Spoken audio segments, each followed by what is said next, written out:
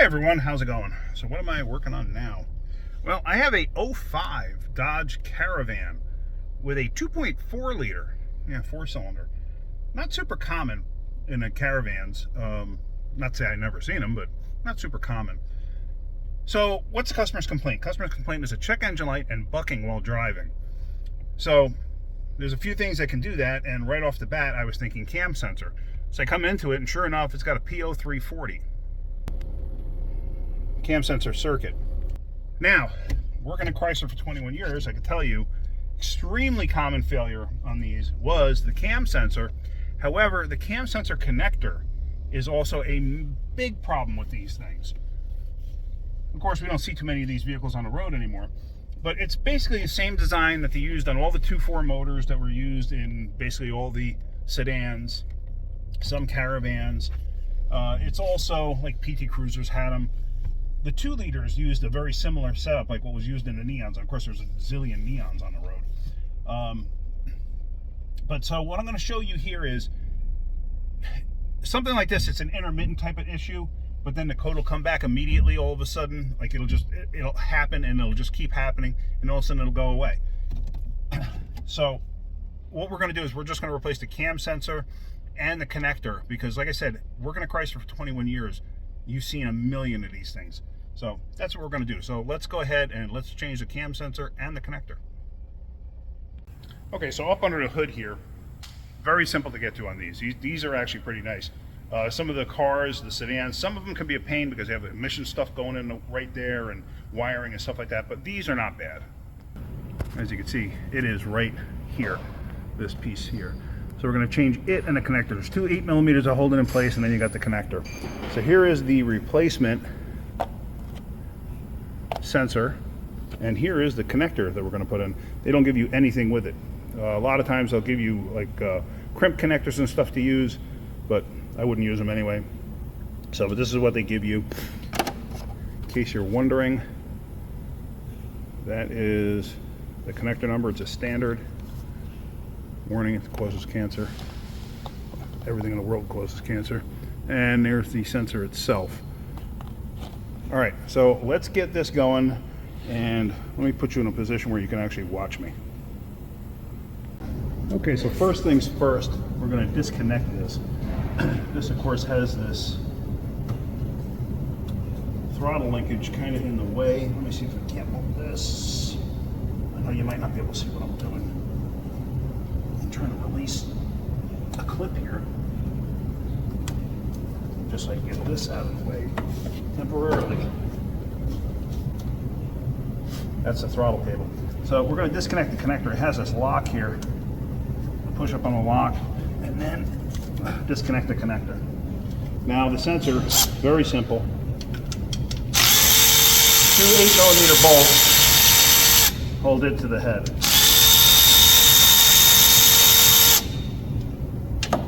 That's it. And now it's off. That's it. That's all you got to do to get the sensor itself off. That's the actual camshaft in there, and that's what gives a signal, or that's what pulses the actual sensor itself for the signal. Let me just wipe that down real quick, and then we're going to just change that connector. All right, so let's just wipe this down, and we're trying to go away from everything.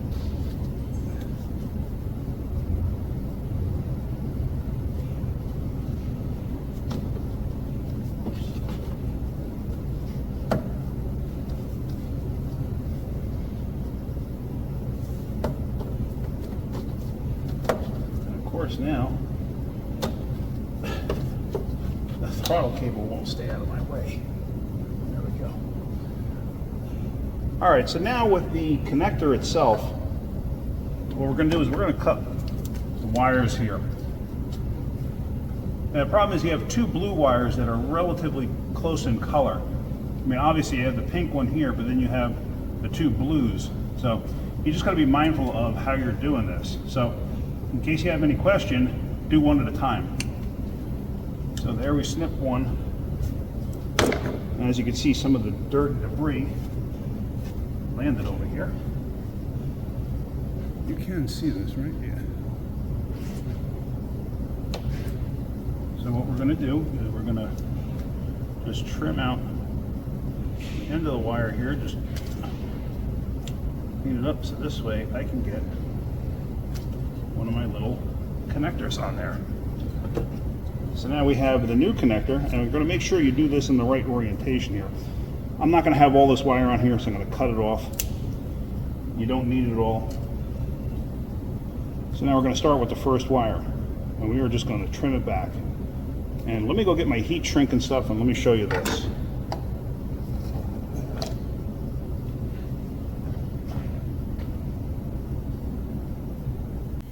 Okay, so now to connect that together, what we're going to use is this. We're going to use this heat shrink with the solder built into it. It makes a cold solder connection, and just kidding, these are junk. Yeah, garbage. Whoop, go on. Never going to use those. That was just my attempt at humor. What I use is unshielded butt connectors, I think they're referred to, or uninsulated butt connectors. I use these with then marine heat shrink on top of it. Marine heat shrink has glue in it, so that's why I use that. So what we're going to do is basically right on the end here, we are just going to put the non-insulated, uninsulated, whatever you want to call it, butt connector on there, and we are going to crimp it in place like such. Oops. See that? So we're going to do all of these all at the same time, since I have this out and in my hand. It's just easier than trying to do it all in the car.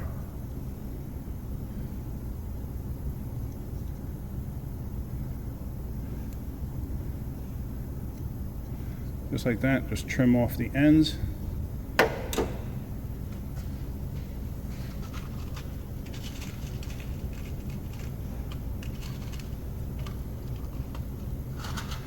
I have all different assortments of these uninsulated butt connectors. I buy them on Amazon. I'll see if I can't find a link to put in the description.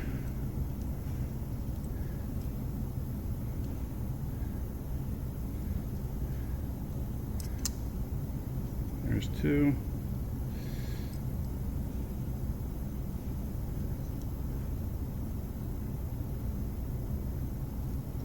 And there's three. They make different types of these connectors. They make them with a seam and they make them without a seam. I prefer the one without a seam. The ones with a seam have a tendency to split at the seam. So, don't forget your heat shrink. And like I said, this type of heat shrink here, this has glue in it. So once it's heated up, it will seal the harness and prevent moisture and stuff from getting down inside.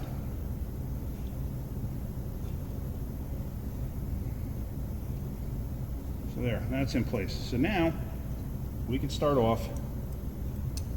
I try to do the crimp because I use this end of the jaw here. And what I try to do is I try to get it in the same position. I'm getting a phone call. Sorry about that if I sounded off. But yeah, so I try to get that crimp on the same side. Like, see how the divot is? Oops, sorry. See how the divot is right there? I try to do it so it's on the same side. So I will just set this up and hold it in place like this.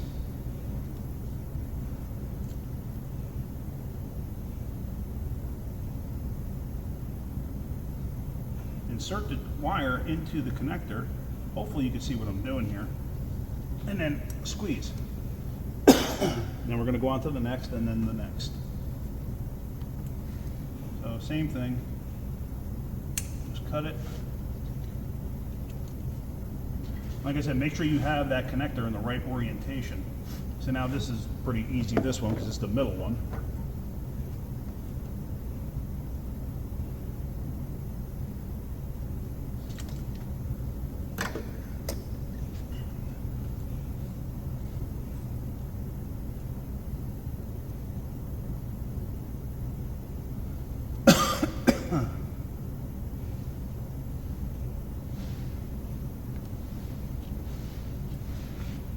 crimp, and then finally the last one.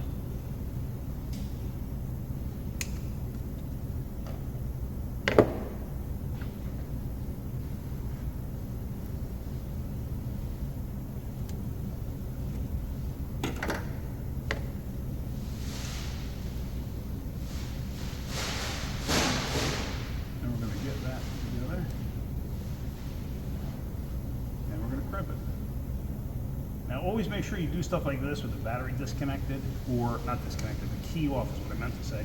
If you're dealing with something that has like live wires, obviously then you want to disconnect the battery, but you want to make sure the key is off, because if you have the key on, you could be shorting something out in the process, because I might touch one connector to the other.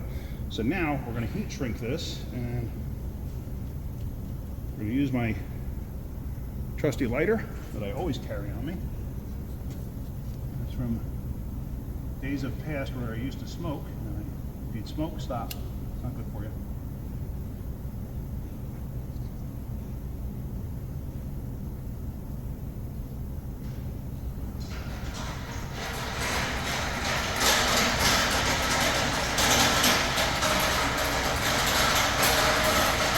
Hang on 1 second. Oh, sorry, I had a cart going by. Then you heat these up. Get them to shrink in place. Try to heat up both sides if you can. Sometimes you can't, depending on your situation.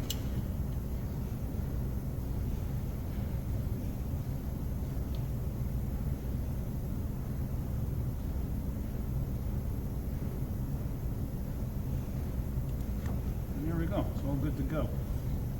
I will show you this real quick. If you look really close at the heat shrink there, you can just see the glue coming out of the ends. So that's marine grade, because you don't want any liquid intrusion. Now the one thing with changing these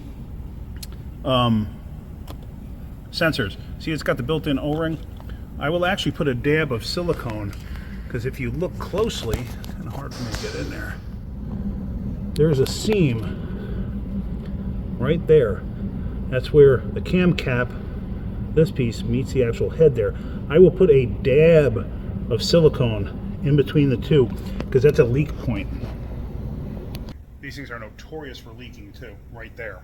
So let me do that, let's get that ready, and then let's put this all together. Alright, so let's do a final wipe down. Make sure it's nice and clean. You don't have to go absolutely bananas. I know you guys love that word. Getting that greenness,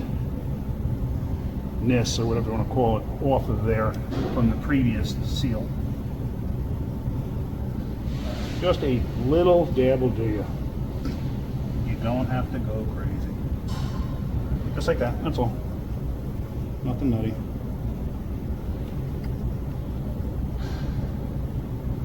So now, you take your two bolts. Usually what I'll do is I'll lay them in, like such, and then catch the bolts first. Like such, and start screwing them in. And if you're going in with a power tool,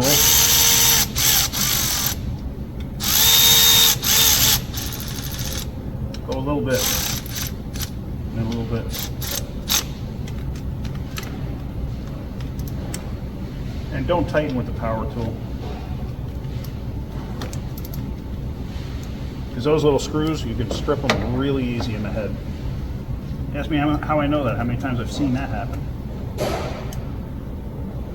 Connect the connector, it clicked. Take the lock, make sure the lock is in place.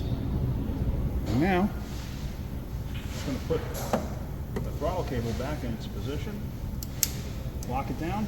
Now let's clean up my mess I got going on here. Then we're going to clear the codes, and we're going to road test this. There you are, there's your old parts. Like I said, the reason for replacing this connector is I've seen it way too often where these things fail. It was so common, we used to keep those in our toolboxes in case the parts department ran out. So here you see the actual sensor itself. It's an original Mopar. I could tell by the number there. And again, AA. That's the Chrysler part number. Okay, let's road test this. Okay, so back inside the vehicle. That's because I had the key off. Let's go and clear codes. Oh, in case you're wondering, one trip. The no codes present. That's like what happened during this cycle of the key, one trip. That's what it's called. You know, did the code set, which it didn't, obviously. So we're going to clear the codes.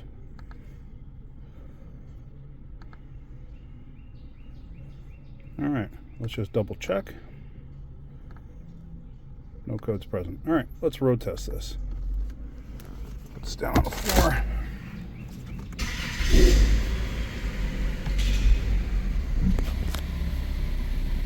And we're going to take this thing for a ride.